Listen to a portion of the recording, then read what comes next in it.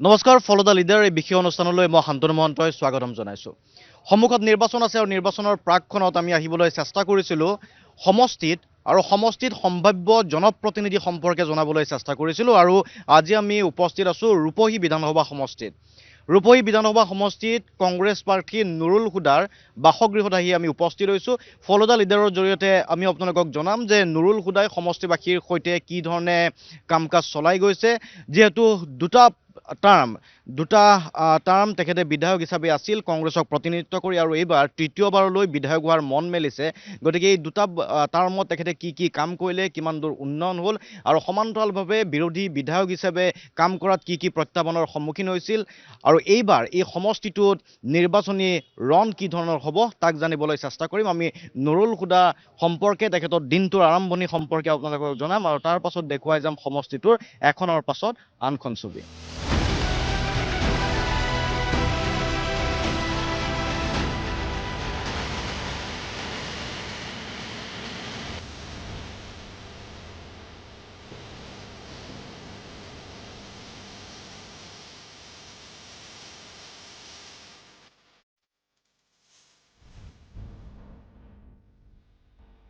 আপোনালোক ইতিমধ্যে অৱগত হৈছে, আজি যিহেতু আমি ফলদা লিডাৰত ৰূপহীত আহি উপস্থিত হৈছোঁ। ৰূপহী সমষ্টিত কংগ্ৰেছ প্ৰাৰ্থী নুৰুল হুদা ডাঙৰীয়া আমাৰ লগত উপস্থিত আছে।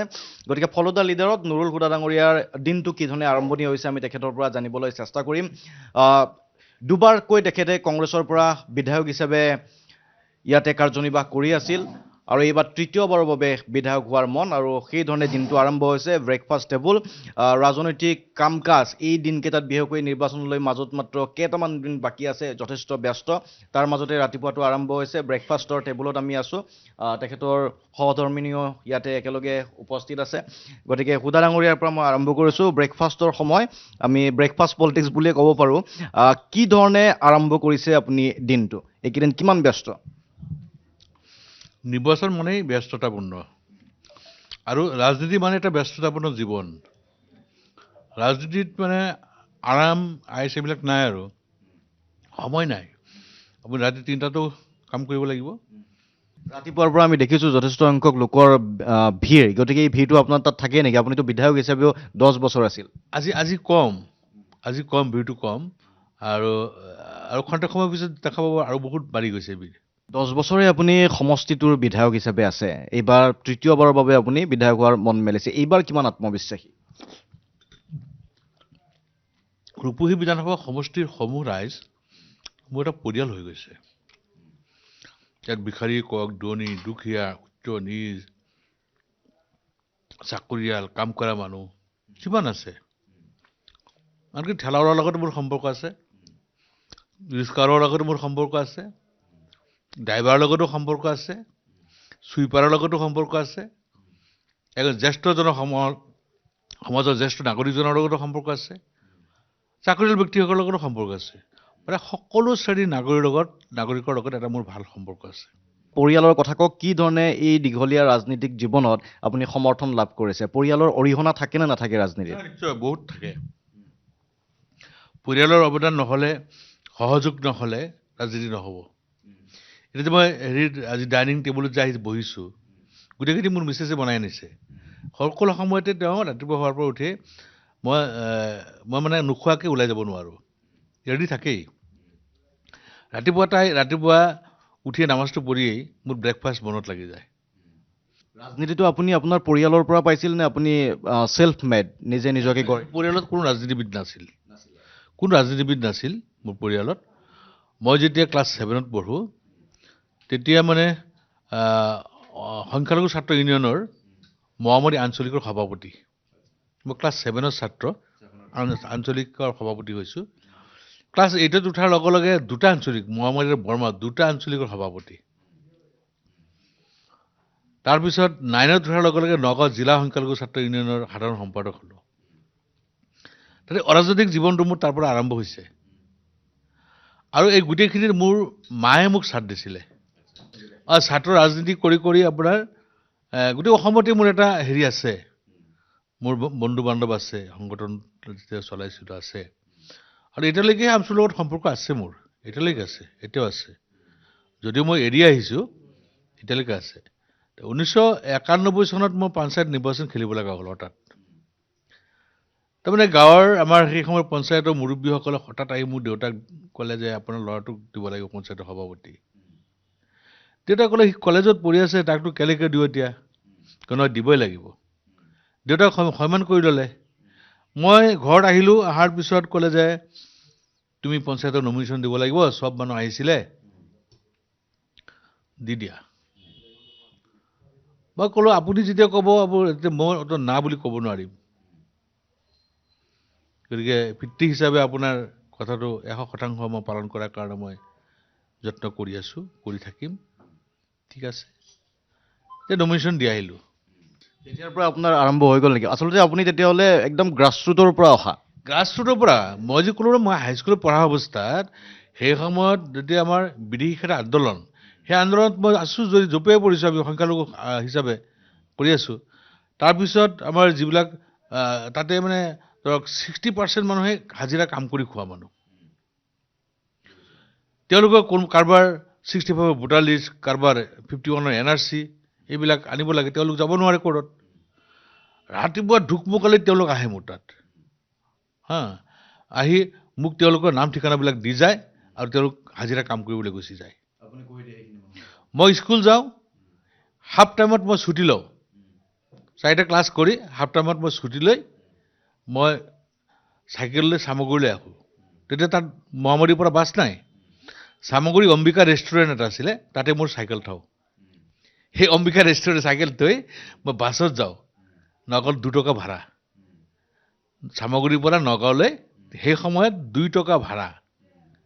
2 টকা ভাড়া দি মই যাওঁ, SP অফিচত গৈ NRC উঠাওঁ, ইলেকশ্যন অফিচত গৈ সেই মানুহখিনিৰ ভোটাৰ লিষ্ট উঠাওঁ, আগদিনা দি আহোঁ, পিছদিনা আকৌ আনি সেই মানুহখিনিক দি দিওঁ। এই যে যিটো মই ছাৰ্ভিচ দিছিলোঁ, তাৰ বিনিময়টো তেওঁলোকৰ পৰা এটা ভাড়া মই লোৱা নাছিলোঁ। তেতিয়া আপুনি বিধায়ক হ'ব বুলিও ভবা নাছিল? না, তেতিয়া মই ভবা নাছিলোঁ মই যে ইলেকশ্যন খেলিম, মই যে কোনোবা এদিন পঞ্চায়তে খেলিম বা জিলা পৰিষদে খেলিম বা বিধানসভাই খেলিম, মোৰ সেইবিলাক ধাৰণা নাছিলে তেতিয়া। কিন্তু মায়ে মোক কৈ আছিলে, যে তই যেনেকৈ চলি আছ মই কৈ এনেকৈ চলি থাকিবি, ভৱিষ্যত আল্লাই ভাল কৰিব। গতিকে তাৰপাছত আপুনি এতিয়া আজিৰ তাৰিখত বিধায়ক। ৰাজনীতি আৰম্ভ হৈছিল তেখেতৰ, আমি সেই ৰাজনৈতিক শৈশৱৰ পৰা আৰম্ভ হোৱা যাত্ৰা সম্পৰ্কে শুনিছোঁ। পৰিয়ালৰ কথা কৈছে, তেখেতৰ পত্নীও যিহেতু আছে। গতিকে এগৰাকী ৰাজনীতিকৰ, সফল ৰাজনীতিক হ'ব লাগিলে বা দুটাকৈ টাৰ্মত যিহেতু তেখেত বিধায়ক, পৰিয়ালৰ সহযোগিতা থাকিব। আপুনি নিজেও কংগ্ৰেছ দলত আছে। কি ভাবে এইবাৰ কিমান দূৰ আত্মবিশ্বাসী? তৃতীয়বাৰৰ বাবে হেট্ৰিক কৰিব পাৰিবনে নোৱাৰে?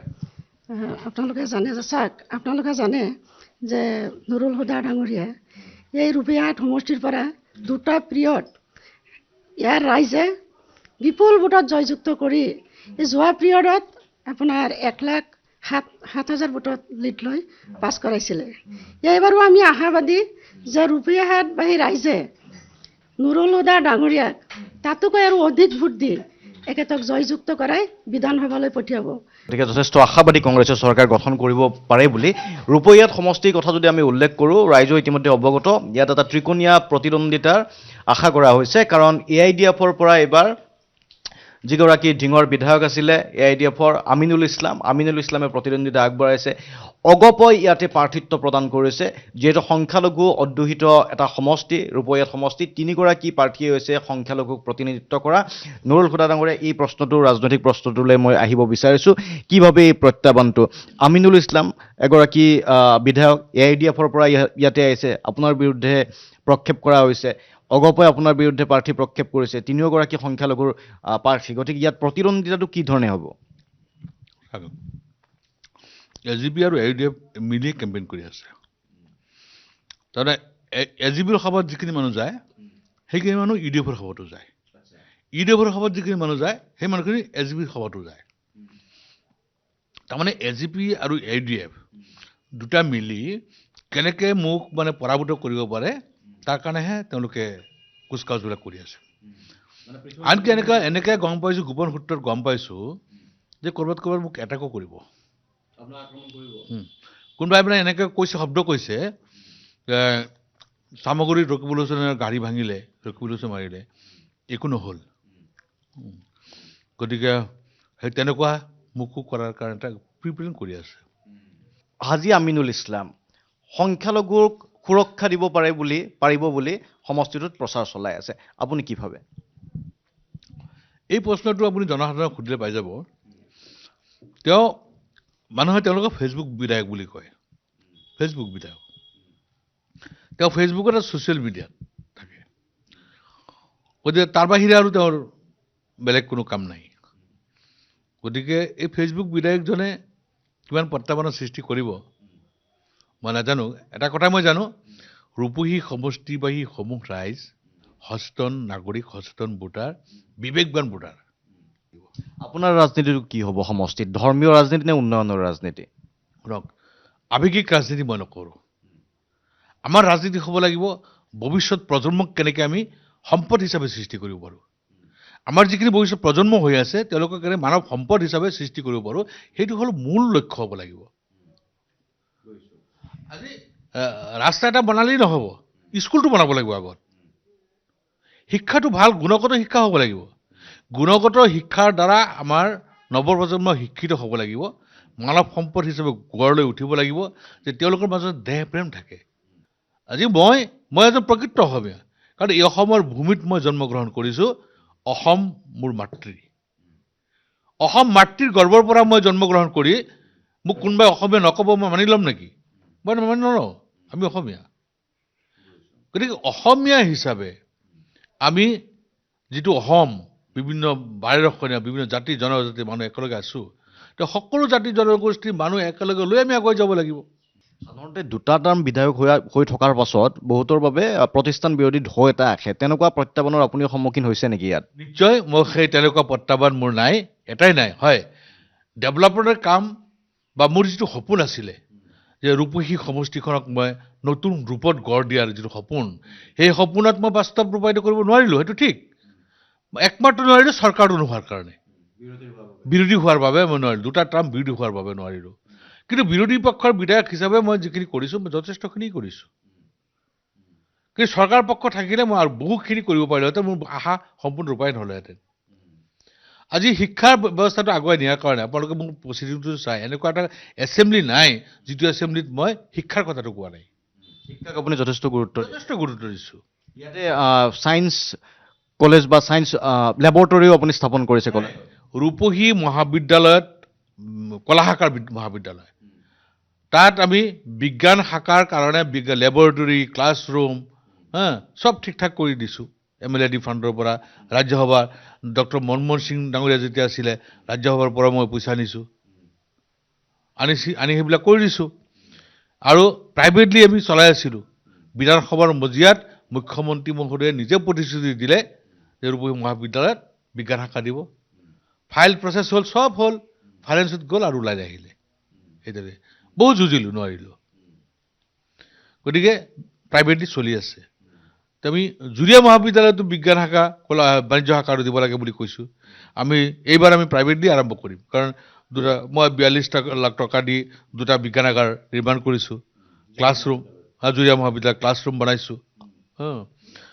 ছাত্ৰ ছাত্ৰীবিলাকক খোৱা পানী, বিশুদ্ধ খোৱা পানীৰ কাৰণে মই দিছোঁ, পানী ব্যৱস্থা কৰি দিছোঁ। আপোনাৰ টয়লেট বনাই দিছোঁ, কমন ৰুম বনাই দিছোঁ, কলেজলৈ যোৱা ৰাস্তা বনাই দিছোঁ, এটা গেট তোৰণ এটা বনাই দিছোঁ, তাৰপিছত ক্লক টাৱাৰ বনাই দিছোঁ, টয়লেট বনাই দিছোঁ। আপুনি ইয়াতে আপোনাৰ সমষ্টিত মডেল অংগনবাদীও আহিছে, প্ৰায় 22টা আহিছে। বিৰোধী বিধায়ক হিচাপে সেইটো আপোনাৰ কৃতিত্ব নে যে মুখ্যমন্ত্ৰীৰ পৰা 22টাকৈ মডেল অংগনবাদী চেণ্টাৰ আপোনাৰ সমষ্টিত আহিছে? তাৰমানে মই আৰু যুঁজি আছিলোঁ বহুত। মই যিখিনি যুঁজিলোঁ 50%হে মোক দিলে, 50%ত 22টা পালোঁ। মই অধিক বিচাৰি আছিলোঁ, কিন্তু ক'ৰবাত বেছিও হৈছে, ক'ৰবাত কমো হৈছে। RCC দলঙৰ কাম আপুনি আৰম্ভ কৰিছে, গতিকে ইয়াতো আপুনি কষ্ট কৰিবলগীয়া হৈছে নে আপোনাক মুখ্যমন্ত্ৰীয়ে কৃপা দৃষ্টি ৰাখিছে যে নাই এই সমষ্টিটোত মই উন্নয়ন কৰিম, নে সম উন্নয়নৰ কথা চিন্তা কৰিছে? মই বহুত যুঁজ কৰিব লগা হৈছে।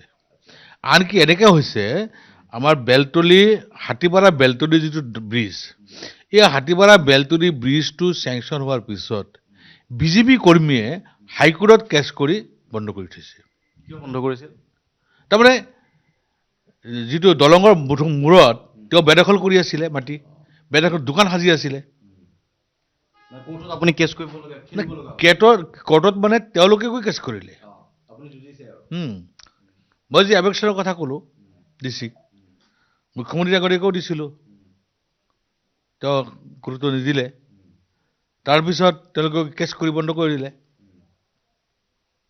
চৰকাৰ তেওঁলোকৰ ফেভাৰত, এডভোকেট জেনেৰেল তেওঁলোকে বন্ধ কৰি দিলে। তাৰপিছত মই উকিল ধৰি মই যুঁজিলোঁ, 1 বছৰ মই যুঁজিলোঁ। তাৰপিছত আমি উনিয়াৰ হৈ আহি এতিয়া দলংৰ কাম চলি আছে। আপুনি উন্নয়নৰ কথা কৈছে, উন্নয়নৰ ৰাজনীতিৰ কথা কৈছে। এতিয়া মই প্ৰতিদ্বন্দ্বীৰ ফালে পুনৰ আহিছোঁ। আমিনুল ইছলাম তেখেতে ধৰ্মীয় এটা নেতা বা ধৰ্মীয় নেতা হিচাপে তেখেতে এটা ইমেজ এটা বিল্ড আপ কৰি আছে। গতিকে আপোনাৰ সমষ্টিত যিসকল ইমাম বা ধৰ্মীয় গুৰু আছে, সেইসকলৰ যিটো অনুকম্পা, সেই অনুকম্পাটো কাৰ প্ৰতি থাকিব? আপোনাক সেই দৃষ্টিৰে চাব নে তেওঁক চাব? মোৰ ৰূপহী বিধানসভা সমষ্টিত যিখিনি আলেম ওলামা আছে, 98% আলেম ওলামা মোৰ লগত আছে। তেওঁলোকে জানে, তেওঁলোকে সেইজন আপুনি যাৰ কথা কৈছে, তেওঁলোকৰ চৰিত্ৰৰ কথা তেওঁলোকে জানে। এইবিলাক মই ক'ব নাযাওঁ। মই আচলতে বেলেগৰ দুৰ্নামবিলাক কৈ ভাল নাপাওঁ। গতিকে মানুহে ক'ব সময় এইবিলাক চব ওলাব। গতিকে সেই ওলামা সমাজে তেওঁলোকক সম্পূৰ্ণভাৱে তেওঁলোকক বহিষ্কাৰ কৰি থৈছে। নতুন প্ৰজন্মৰ ভোটাৰসকল, যিসকল নতুন ভোটাৰ, যুৱ ভোটাৰ, তেওঁলোকক আপুনি কি প্ৰতিশ্ৰুতি দিছে বা আপোনাৰ ওচৰলৈ কিয় আহিব? মই এখন নতুন ৰূপহী নিৰ্মাণ কৰাৰ কাৰণে আশা কৰিছোঁ, য'ত কোনো হিংসা বিদ্বেষ, কোনো ধৰণৰ বেমেজালি নাথাকিব, য'ত নাথাকিব কোনো ড্ৰাগছ, মদ, ভাং, জুৱা, অপকৰ্ম। এখন শান্তিৰ ৰূপহী, য'ত থাকিব মাত্ৰ শিক্ষা, স্বাস্থ্য, যাতায়াত আৰু উন্নয়ন। গতিকে সেই নৱপ্ৰজন্মক আমি এনেকুৱা এটা দেখুৱাব বিচাৰিছোঁ যে তেওঁলোকে যাতে তেওঁলোকৰ আগত যাতে এইবিলাক দেখা নাপায়, ড্ৰাগছ, মদ, বাং, জুৱা, অপকৰ্ম, এইবিলাক যাতে তেওঁলোকে দেখা নাপায়। তেওঁ সকলো সময়ত দেখা যাব পায় শিক্ষা, স্বাস্থ্য, যাতায়াত, উন্নয়ন। মই সেইবিলাক সপোন লৈ গৈ আছোঁ, যিটো সপোনে এদিন ৰূপহীক নতুন ৰূপহী হিচাপে ৰূপহী ৰূপ অসমে দেখা পাব। চৰকাৰ এইবাৰ হ'বনে নহয় আপোনালোকৰ? নিশ্চিতভাৱে আল্লাহৰ ওপৰত তাৱাক্কাল কৰি কৈছোঁ। গৌৰৱ গগৈ ডাঙৰীয়া অসমৰ কংগ্ৰেছৰ সভাপতি হোৱাৰ পিছত সকলো জাতি জনগোষ্ঠীৰ মানুহ যদি আপুনি চায়, আপাৰ আছামেই কওক, মিডিল আছামেই কওক, লোৱাৰ আছামেই কওক, বৰাকবেলিয়েই কওক, কাৰ্বি সাহিত্য পৰিষদেই কওক, সকলো জাতি জনগোষ্ঠীৰ মানুহে আজি গৌৰৱ গগৈক আঁকোৱালি লৈছে। সকলো উৎফুল্লিত, কেনেকৈ তেওঁক মুখ্যমন্ত্ৰীৰ আসনত বহুৱাব, গৌৰৱ গগৈৰ মুখ্যমন্ত্ৰীৰ আসনত কেনেকৈ বহুৱাব, তেওঁলোক উৎফুল্লিত হৈ আছে। ঠিক আছে, গতিকে আমি নুৰুল হুদা ডাঙৰীয়াৰ সৈতে ব্যক্তিগত কথাৰ পৰা ৰাজনৈতিক কথা বতৰা বহুখিনি পাতিছোঁ। ব্ৰেকফাষ্ট টেবুলত আছিলোঁ। তেখেতৰ দিনজোৰা যাত্ৰা আৰম্ভ হ'ব আৰু যিখিনি উন্নয়নমূলক কাম কাজৰ কথা কৈছে, আমিও সমষ্টিত যাম, প্ৰকৃততে চাবলৈ চেষ্টা কৰিম এইসমূহ কাম কাজ সম্পূৰ্ণ হৈছে নে হোৱা নাই, হৈছে যদি সমষ্টিবাসী কিমান দূৰ লাভান্বিত হৈছে। ৰাজনৈতিক সভাও থাকিব, পৰৱৰ্তী সময়ত আমি সেই সভাও দেখুৱাই যাম।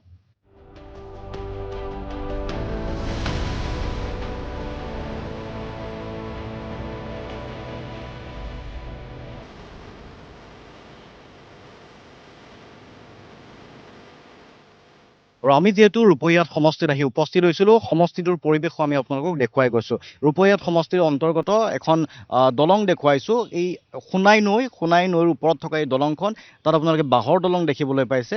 এতিয়া বাঁহৰ দলংখনেৰে যাতায়াত চলি আছে।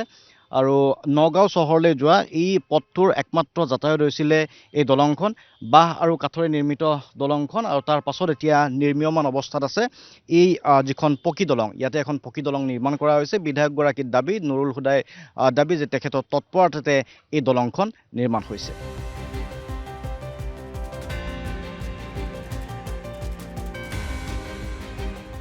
এই বিদ্যালয়খনত বৰ্তমান RIDF ফাণ্ডৰ পৰা 7.5 কোটি টকা ব্যয় সাপেক্ষে টুৰিষ্ট এটা বিল্ডিং হৈ আছে। তাতে স্কুলৰ যিখিনি লাগে, হেডমাষ্টাৰৰ ৰুম, আপোনাৰ মিড ডে মিলৰ মানে কিটচেন, আপোনাৰ মানে ল'ৰা ছোৱালী যে খাব তেনে সেইটো room, cycle stand, science laboratory, maths laboratory, মানে গোটেই যিখিনি লাগে সকলোখিনি একেটা কেম্পাছতে হ'ব। এইটো হৈ আছে আমাৰ এই ৰূপহীয়াত সমষ্টিৰ বিধায়ক নুৰুল হুদাৰ উদ্যোগত হৈ আছে। তেখেতে আমাৰ এই স্কুলৰ প্ৰতি অলপ মানে নজৰ বেছিকৈ ৰাখে। তেখেতে যোৱা টাৰ্মছত আমাৰ স্কুলৰ বাউণ্ডেৰী নাছিলে, এই চাৰিওফালৰ বাউণ্ডেৰীটো তেখেতৰ উদ্যোগত তেখেতে কৰি দিছে।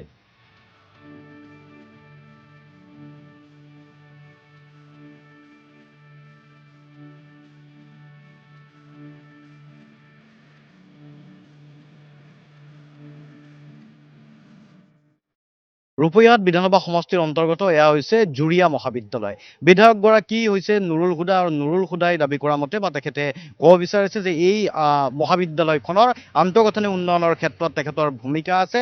আমি আহি ইয়াতে উপস্থিত হৈছিলোঁ, চাবলৈ চেষ্টা কৰিম কি কি কাম কৰিছে এই মহাবিদ্যালয়খনত। এখন তোৰণ আমি সন্মুখত দেখিবলৈ পাইছোঁ, এইখন বিধায়কগৰাকীৰ তৎপৰতাত নিৰ্মাণ হোৱা বুলি কোৱা হৈছে, বা বিধায়কগৰাকীয়ে নিৰ্মাণ কৰিছে তেখেতৰ ফাণ্ডৰ পৰা। লগতে মহাবিদ্যালয়খনৰ আন্তঃগাঁথনিৰ কেতবোৰ দৃশ্য আমি আপোনালোকক দেখুৱাই যাম, যাৰ যিখিনি বিধায়কগৰাকীৰ তৎপৰতাত কৰা হৈছে।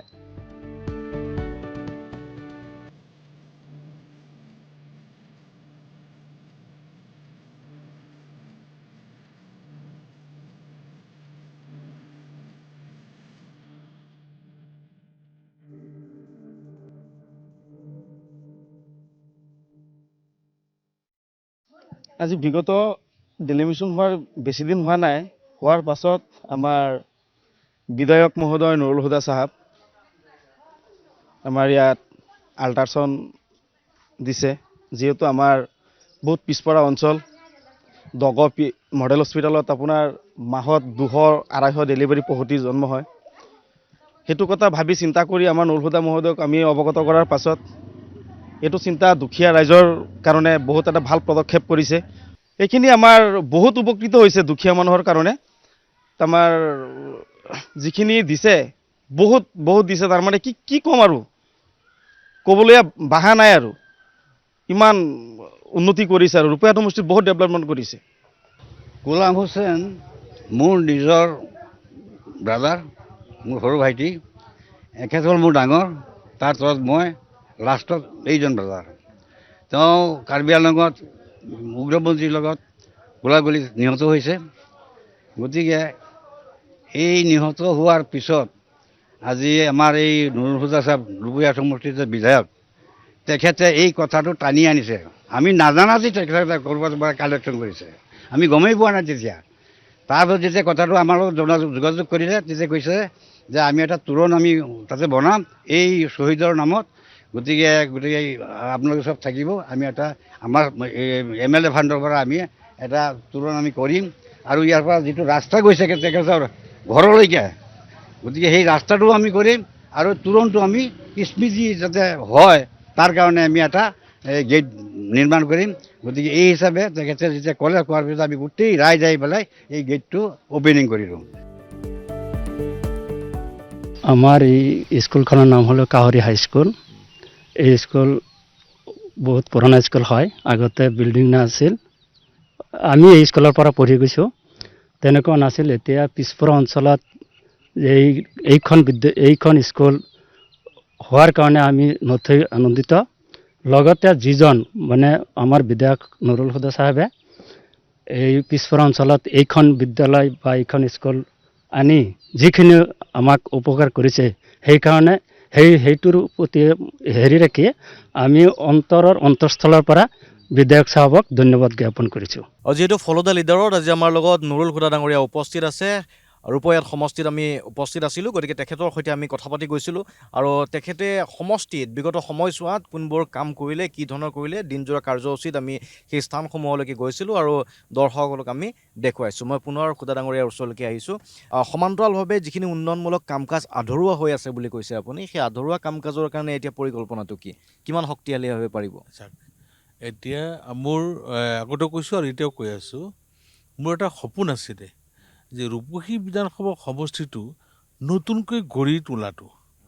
তাৰমানে ইয়াত যিখিনি আমাৰ নৱপ্ৰজন্ম আহিব, সেই নৱপ্ৰজন্মবিলাক যাতে মানৱ সম্পদ হিচাপে সৃষ্টি হ'ব পাৰে।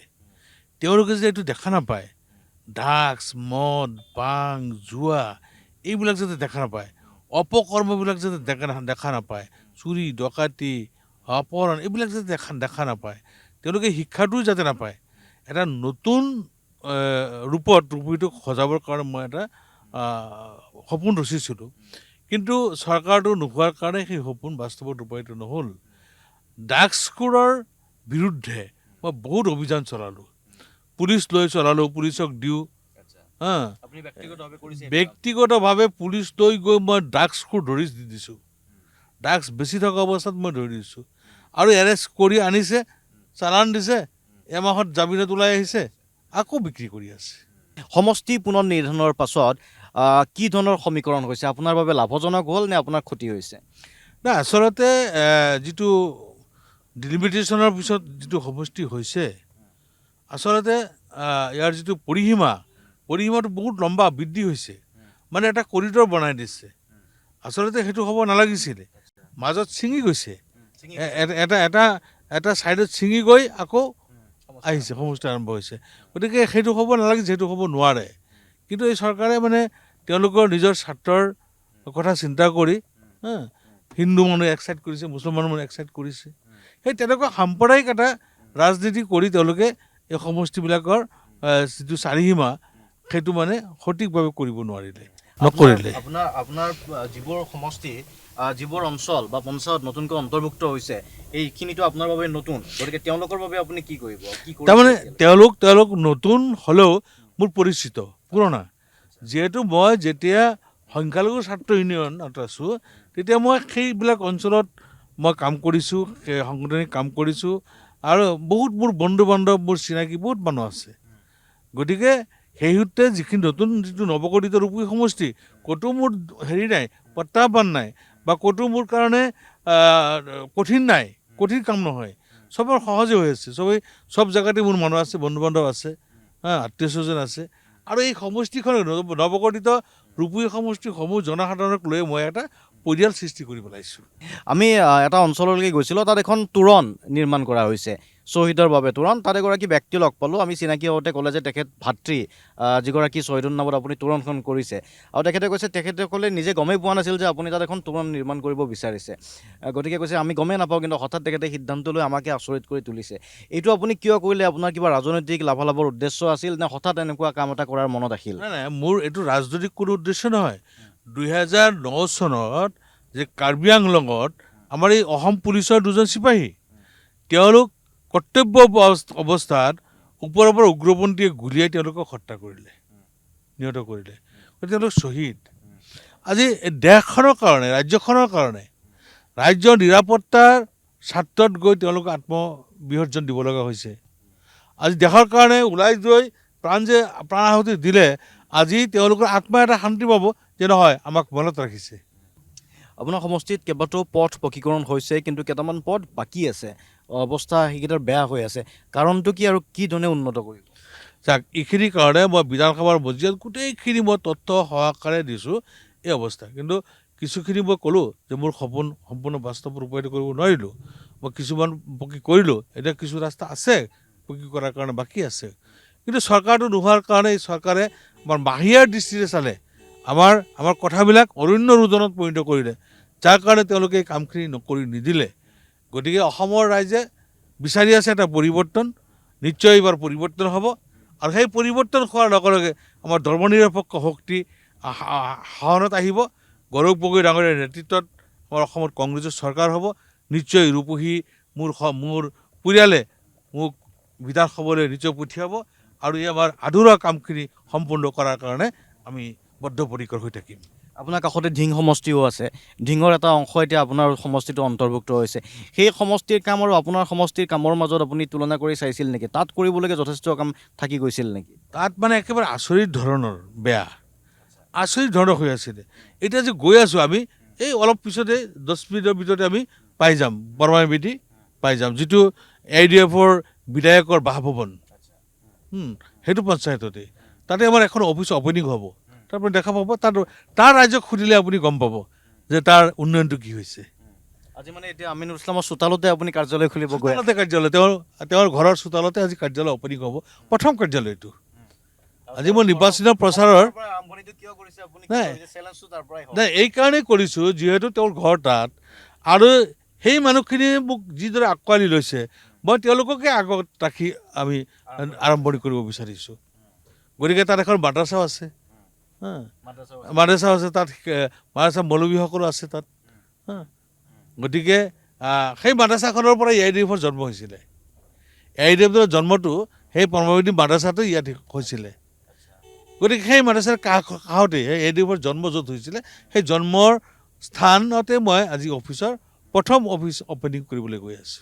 এইটো এটা প্ৰত্যাহ্বানমূলক হ'ব। আমিও দৰ্শকসকলক দেখুৱাম যে য'ত তেখেতৰ প্ৰতিদ্বন্দ্বী আমিনুল ইছলামৰ বাসগৃহ, ঠিক চোতালতে কংগ্ৰেছৰ কাৰ্যালয়টো স্থাপন কৰিব নুৰুল হুদাৰ। প্ৰথমটো কাৰ্যালয় হ'ব সেইটো। গতিকে সঁহাৰি কি ধৰণে ৰাইজে দিছে তেখেতৰ সেই অঞ্চলবাসীয়ে, যিহেতু বাসগৃহ গাঁওবাসীয়ে দিছে, সেয়াও গুৰুত্বপূৰ্ণ প্ৰসংগ। আমি ৰাজ্যৰ ৰাজনীতিৰ কথা আপুনি কৈছে যে চৰকাৰ গঠন হ'ব বুলি কৈছে, কিমানখন আসন কংগ্ৰেছে আশা কৰিছে? আমি কমপক্ষে 80খন আসন লৈ 80+ আমাৰ চৰকাৰ গঠন হ'ব। ঠিক আছে, এতিয়া আমি আহি এই বিশেষ স্থানত উপস্থিত হৈছোঁ আৰু ইয়াতে লক্ষণীয় হ'ব নুৰুল হুদা ডাঙৰীয়াক কংগ্ৰেছৰ প্ৰাৰ্থীগৰাকীক কি ধৰণে আদৰণি জনায়।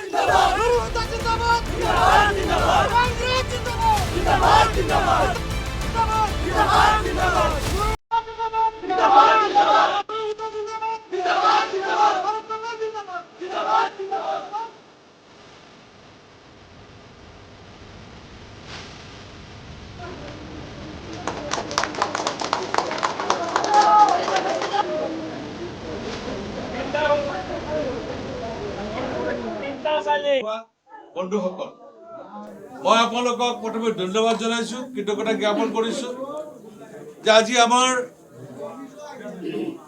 বিধানসভা নিৰ্বাচনৰ প্ৰথম কাৰ্যালয়টো, বিধানসভা নিৰ্বাচন পৰিচালনাৰ প্ৰথম কাৰ্যালয়টো মণ্ডল কংগ্ৰেছৰ আজি আমি কৰ্মসমিতিত অপেনিং কৰিলোঁ, উদ্বোধন কৰিলোঁ। আৰু এই উদ্বোধন কৰিবলৈ আহি আপোনালোক যেনেদৰে AIDF দল ত্যাগ কৰি আমাৰ লগত চামিল হ'ল, গতিকে মই ভাবোঁ ইয়াত আৰু AIDF নাথাকে, 95% মানুহে আমাৰ কংগ্ৰেছৰ হৈ গৈছে। গতিকে আপোনালোকৰ ওপৰত, আল্লাহৰ ওপৰত তাৱাক্কাল কৰি, আপোনালোকৰ ওপৰত আস্থা আৰু বিশ্বাস ৰাখি কৈছোঁ, দায়িত্ব আপোনালোকৰ। আপোনালোকে প্ৰত্যেকজন ব্যক্তিক ধৰ্মনিৰপেক্ষ শক্তিক শাসনত বহোৱাৰ কাৰণে আপোনালোকে সকলোৱে চেষ্টা কৰিব। এই সমষ্টিটো আগতে ধিঙৰ অন্তৰ্গত আছিল, এতিয়া ৰূপহীৰ অন্তৰ্গত হ'ল। আৰু মই যদি ভুল কৰা নাই, এইখনে আমিনুল ইছলামৰ পঞ্চায়তো হয়, ঘৰ হয়, গাঁৱে হয়। গতিকে গাঁৱত কংগ্ৰেছৰ কাৰ্যালয় কি ধৰণে আদৰি লৈছে আপোনালোকে? সলনি আগতে আপোনালোকে আমিনুল ইছলামৰ হৈ আছিলে নেকি? চাওক, আগতে আমি ডিং সমষ্টিত আছিলোঁ, এতিয়া আমি ৰূপহীত হৈছোঁ।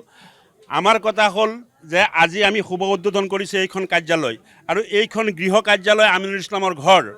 ইয়াৰ পৰা আমি প্ৰত্যাহ্বান জনাইছোঁ আমিনুল ইছলাম চাহাবক। যোৱা 15 বছৰত আমিনুল ইছলামে আমাৰ অঞ্চল বা আমাৰ গাঁৱৰ কাৰণে কোনো ধৰণৰ উন্নতি কৰা নাই, নিজৰ গাঁৱতেই কৰা নাই। যাৰ বিপৰীতে এতিয়া ৰূপহী 7 সমষ্টিত আমি অন্তৰ্ভুক্ত হৈছি। এইবাৰ ৰূপহী সমষ্টিত ভাৰতীয় জাতীয় কংগ্ৰেছ দলৰ উপযুক্ত প্ৰাৰ্থী পাইছোঁ। গতিকে আমি এই অঞ্চলৰ ৰাইজবাহী, গাঁৱৰ ৰাইজবাহী হিচাপে শতকৰা 80% ভোট দি ভাৰতীয় জাতীয় কংগ্ৰেছ দলৰ প্ৰাৰ্থী নুৰুল হুদা ডাঙৰীয়াক জয়যুক্ত কৰিম। মাইনৰিটি সম্প্ৰদায়ৰ মানুহসকলে এই কথাবিলাক আজি ভালদৰে বুজি পাইছে, আৰু বুজি পায়েই ধৰ্মনিৰপেক্ষ দল কংগ্ৰেছ দলৰ প্ৰতি আকৰ্ষিত হৈ পেলাই স্বতঃস্ফূৰ্তভাৱে আজি চাওক, ইমান মানুহ আপোনালোকে দেখা পাইছে। যিটো অঞ্চলত, যিটো গাঁও পঞ্চায়ত এটা সময়ত এজন কংগ্ৰেছী মানুহ বিচাৰি পোৱা নগৈছিল, যোৱা 20টা বছৰ ধৰি ইয়াত UDF-ৰ ৰাজত্ব চলি আছিল, আজি সেই পঞ্চায়তত চাৰিওফালে কংগ্ৰেছ, যিমান মানুহ দেখিছে চব স্বতঃস্ফূৰ্তভাৱে নিজে নিজে আহি পেলাই কংগ্ৰেছ দলত জইন কৰি আছে, প্ৰতিদিনে জইন কৰি আছে। আজিও দেখা পাইছে আপোনালোকে দলে দলে মানুহ আহি পেলাই নুৰুল হুদা মাননীয় আমাৰ প্ৰাৰ্থী নুৰুল হুদা ডাঙৰীয়াৰ তেওঁৰ ওচৰত আহি পেলাই গামোচা পিন্ধি তেওঁলোকে নিজে নিজে দলত অংশগ্ৰহণ কৰি আছে।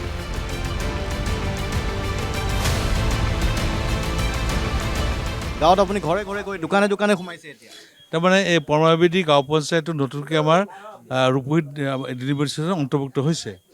আৰু মই যিহেতু এই জেগাটুকুৰ নতুন, আচলতে নতুন মই পুৰণা ছাত্ৰ অৱস্থাৰ পৰাই মই ইয়াত আছোঁ, গতিকে মানুহখিনিৰ লগ ভাগ হ'ব লাগে।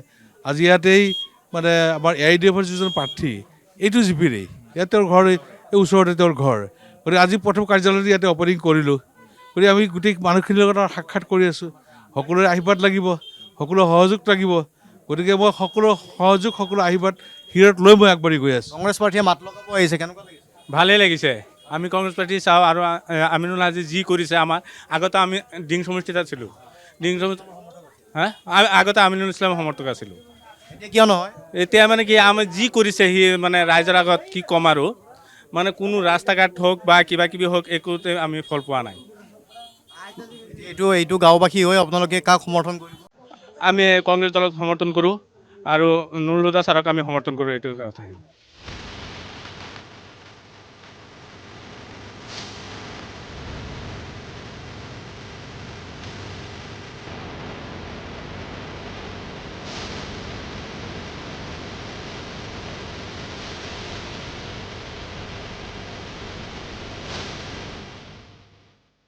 আৰু কেৰম বৰ্ডৰ আড্ডা এখনতো আমি দেখিবলৈ পাইছোঁ। এক ছেকেণ্ড মই ৰৈছোঁ।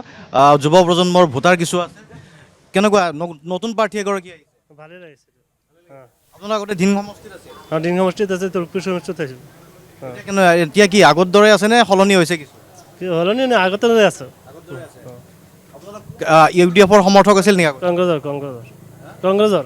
কংগ্ৰেছৰ সমৰ্থক। নৱপ্ৰজন্মৰ ভোটাৰে কাক ভোট দিব?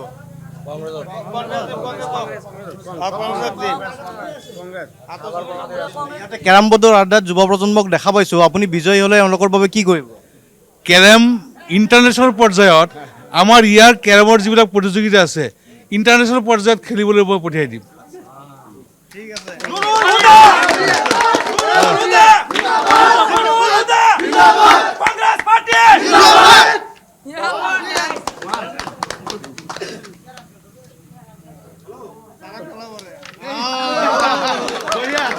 Thank U.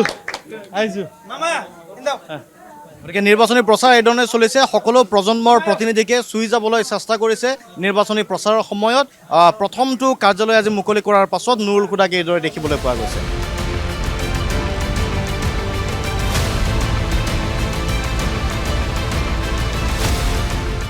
প্ৰথমখন নিৰ্বাচনী যিটো কাৰ্যালয়, আচলতে প্ৰথমটো কাৰ্যালয়, সেই কাৰ্যালয়টো মুকলি কৰিলে আমিনুল ইছলামৰ গাঁৱৰ পৰাই। আৰু ইয়াতে তেখেতে সাধাৰণ লোকৰ মাজলৈ গৈছে, ভোটাৰৰ মাজলৈ গৈছে, দোকানলৈ গৈছে, কথা বতৰা পাতিছে আৰু কিছু সঁহাৰিও লাভ কৰিছে। প্ৰথমটো আপোনাৰ যিটো পৰিকল্পনা আছিল সেই পৰিকল্পনাটো সফল হোৱা বুলি ভাবিছেনে নাই? নিশ্চয়। আজি যিটো পৰিকল্পনা কৰি আহিছোঁ, মানুহখিনিৰ পৰা যিখিনি সঁহাৰি পালোঁ তাত মই সন্তুষ্ট। যিখিনি মানুহ ইয়াত পালোঁ, এজন মানুহে মোক নক'লে যে নিদিওঁ বুলি ভোট, চবেই ক'লে ভোট দিম। মোক ভাল পাইছে। ইয়াতে কিছুমান এনেকুৱা মানুহ দেখা পাইছোঁ যিখিনি মানুহে আমিনুল ইছলামৰ লগত আছিল। আমিনুল ইছলামৰ লগত আছিল, সমৰ্থক আছিল, তেওঁৰ পৰিয়ালৰ মানুহ আছিল। তেওঁৰ ভায়েকটো মোৰ লগত আছে। তেওঁৰ ভায়েকটো আহি গৈছে, তেওঁৰ ভায়েকটো মোৰ লগত আছিল। গতিকে তেওঁৰ পৰিয়ালৰ মানুহ মোৰ লগত আছে। আজি তেওঁৰ পৰিয়ালৰ মানুহে তেওঁক বেয়া পোৱা হৈছে, তেওঁৰ যিবিলাক কাণ্ড। গতিকে সেইবিলাক মই ক'ব নাযাওঁ, মই মানুহৰ দুৰ্নামটো কৈ ভাল নাপাওঁ। গতিকে ৰাইজে এইবিলাক কৈ আছে, ৰাইজৰ পৰা আপোনালোকে পাব। গতিকে খুব ভাল লাগিছে ইয়াত আহি 100% মানুহৰ সমৰ্থন পালোঁ। গতিকে 5খন পঞ্চায়তত যদি 40-50 হাজাৰ ভোট আছে, আজিৰ এই ঘটনাটোৰ পৰা আপুনি কিমান অনুমান কৰিছে? মানে ইয়াত মানে 95% ভোট যে আহিবইতো খাটাং, এই 95% ভোট আহিবইতো খাটাং। গতিকে মানুহখিনিৰ ওপৰত মই কৃতজ্ঞ যে তেওঁলোকে মোক এনেকৈ আঁকোৱালি লৈছে। মই ভবা নাছিলোঁ যে এনেকৈ আঁকোৱালি ল'ব, কিন্তু দেখা পাইছোঁ যে সকলোৱে আঁকোৱালি লৈছে, সকলো শ্ৰেণীৰ নাগৰিক আঁকোৱালি লৈছে। তেওঁৰ একেবাৰে তেওঁৰ লগত থকা তেওঁৰ ভক্ত, তেওঁৰ পৰিয়ালৰ মানুহ, তেওঁৰ সমৰ্থক সকলোৱে আজি আহিছে, আনুষ্ঠানিক জইন কৰিছে। কিছুমানে ডাইৰেক্ট সমৰ্থন দিছে আমাক। ভাল লাগিছে, মনটো ভাল লাগিছে। আজি প্ৰথমখন নিৰ্বাচনী কাৰ্যালয় উদ্বোধন কৰি মনটো এটা আনন্দ ফূৰ্তিৰ মাজেৰে যাব লগা হৈছে। তাৰ কাৰণে প্ৰথমে মই সৃষ্টিকৰ্তাক ওচৰত মই কাটৰ মিনতি জনাইছোঁ যে তেখেতে শুক্ৰিয়া আদায় কৰিছোঁ যে তেখেতৰ নিৰ্দেশ নোহোৱাকৈ একো নহয়। গতিকে তেওঁৰ নিৰ্দেশতে নিশ্চয় সকলো চলে আৰু ময়ো তেওঁৰ ওপৰত তাৱাক্কুল কৰি চলোঁ। গতিকে সৃষ্টিকৰ্তাই সম্পূৰ্ণ, সৃষ্টিকৰ্তাই যিটো ভাবে মানুহৰ মনতো সেইটো জাগে। গতিকে নেক্সট আপুনি মিটিং এখন আৰু এখন বৈঠকৰ বাবে আগবাঢ়িছে। প্ৰতিদিনে আপুনি কেনেকৈ পৰিকল্পনা কৰিছে, কিমান মিটিঙত অংশ ল'ব, আৰু লগতে আপোনাৰ নিৰ্বাচনত ইয়াতে প্ৰচাৰ কৰিবলৈ আৰু কোনোবা অহাৰ সম্ভাৱনা আছে নেকি? নাই, তেনেকৈ মই কাকো মাতা নাই নিৰ্বাচন কৰিবলৈ, নিৰ্বাচন প্ৰচাৰ কৰিবলৈ মই মাতা নাই। মই প্ৰত্যেক দিন 3টা গাঁও পঞ্চায়ত সামৰি লৈছোঁ। 3টা গাঁও পঞ্চায়ত সভা কৰি মানুহৰ লগত লগ পাম। গতিকে মই শোৱাৰ টাইমটো লৈছোঁ 3 ঘণ্টা আৰু বাকী 21 ঘণ্টাই মই কামত থাকিম। 21 ঘণ্টাই মই কামত থাকি মাত্ৰ 3 ঘণ্টাহে মই ৰেষ্ট ল'ম। গতিকে নিশাও আপোনাৰ মিটিং চলি থাকিব? নিশাও চলি থাকিব। যদি আজিও আপুনি নিশা মোৰ ঘৰলৈ যায়, মইতো ফিল্ডৰ পৰা যাওঁতে 11টা বাজি যায়। 11টা আগত যাব নোৱাৰোঁ আৰু দুদিনমান পিছত মানে 1টা 2টালৈকে থাকিব লাগিব তাৰপিছতো ঘৰত গৈ ৰাতি পুৱাই যায় মানুহক লগ পাই মানুহ গৈ ৰৈ থাকে যিখিনি নতুন মানুহ আহি লগ পাবৰ কাৰণে বহি থাকে তেওঁলোকক লগ পাওঁ ভাল লাগে আৰু গোটেই যদিও পূজা কৰে থাকোঁ তথাপি মানে গাটো বেয়া নালাগে মানে এটা আনন্দ আৰু মানুহৰ পৰা এটা সাহস পাওঁ সেই সাহসত মানে শক্তি যোগায় সাহসে মোক শক্তি শেষত আৰু এটা প্ৰশ্ন মন্ত্ৰী হোৱাৰ কেতিয়াবা সপোন আছেনে নাই তাৰমানে শুনক সপোনটো চবৰে থাকে সপোন চবৰে আছে তে ভাগ্য নিয়ন্তাই নিয়ন্ত্ৰণ কৰে গতিকে সৃষ্টিকৰ্তাই যিটো ৰাখিছে সেইটোৱে হ'ব গতিকে আশাবাদী 100% যে আমাৰ চৰকাৰ হ'ব আৰু চৰকাৰ হ'লে নিশ্চয় দলে মোক বিবেচনা কৰিব ঠিক আছে ধন্যবাদ জ্ঞাপন কৰিছোঁ আৰু আমি দীঘলীয়া সময় ধৰি আজি নুৰুল হুদা ডাঙৰীয়াৰ সৈতে আছিলোঁ আপোনালোকে দেখিবলৈ পালে যে ইয়াতে কি ধৰণে নিৰ্বাচনী প্ৰচাৰ চলাইছে মাত্ৰ 3 ঘণ্টা হোৱাৰ পণ গতিকে নিৰ্বাচনৰ বতৰত এতিয়া তেখেতে মাত্ৰ নিৰ্বাচনী প্ৰচাৰ চলাব